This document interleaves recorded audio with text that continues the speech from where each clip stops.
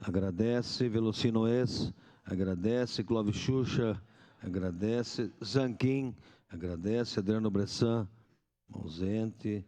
Scalco, agradece. Renato Oliveira, ausente. Lucas Caneato, na tribuna.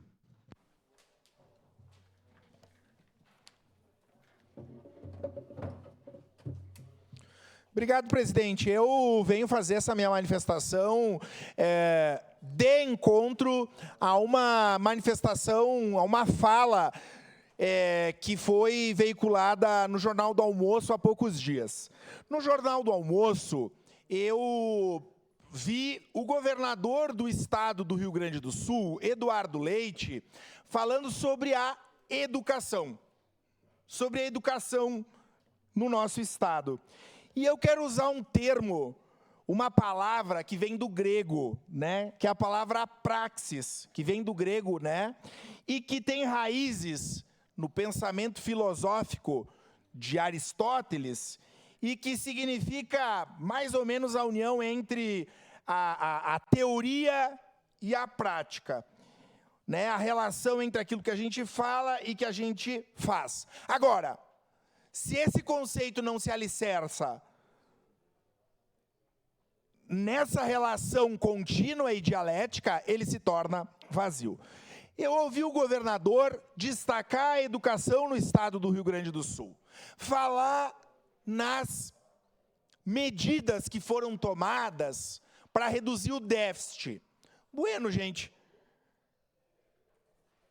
eu acho que, no mínimo, é disfarçatez do atual governador falar na educação como prioridade num momento em que nós temos milhares de profissionais, e profissionais esses em Caxias, professoras e professores da rede estadual, que vão dar aula no Cristóvão, que vão dar aula no Melvin, que vão dar aula no Alexandre, Zátera, no Risso, e em tantos outros lugares, ou que trabalham como profissionais da educação e que ganham um salário mínimo para trabalhar 40 horas, com formação em nível superior.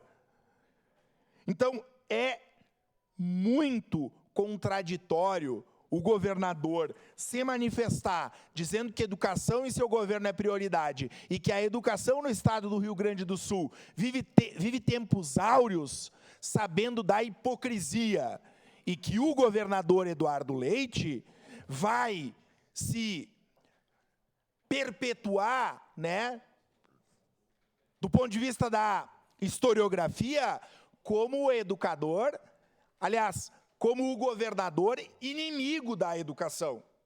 Quando nós temos educadores e profissionais da educação que não tiveram reajuste, o governador fala em 60%, né, de reajuste no salário. Mas vem cá, né, o reajuste que o governador fala é de uma parcela que os aposentados tinham e têm, que foi colocada, né, que foi modificada para que se crie a sensação de que o reajuste foi dado.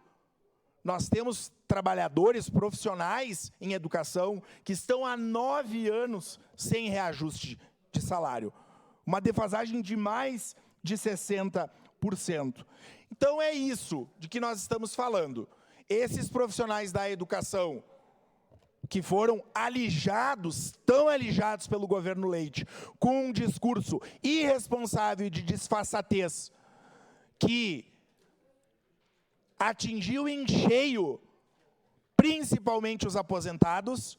Nós temos casos em que as pessoas, professores da rede pública estadual ou aposentados, que ganham a mesma coisa que ganhavam há 5, 6 anos atrás. Vejam. Então, é triste os tempos nas paragens aqui, né, do Rio Grande do Sul, quando nós temos um governador que desempenha uma política de achar que a educação pública é estadual, e desse jeito, já que tem gente que gosta tanto de falar de números e de se locupletar, né, com os sapatênis e pullovers de lá ou de cá, e um governo que vira as costas à educação, e o reflexo disso é a atual situação.